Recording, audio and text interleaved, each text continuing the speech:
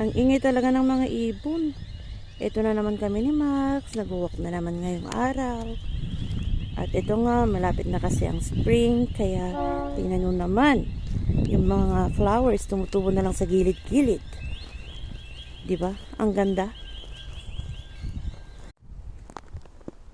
Malapit na kasi ang spring. Nagsisitubo yung mga flowers sa gilid-gilid. Diba? All pets must be on leash. Please clean up after your pets. Oh, meron tayong libreng ano dito.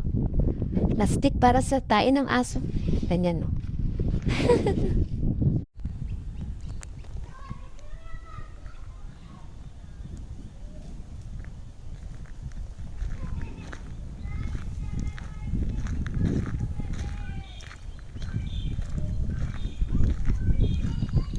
Nakawala sa kulungan. Ala, dama pa nga.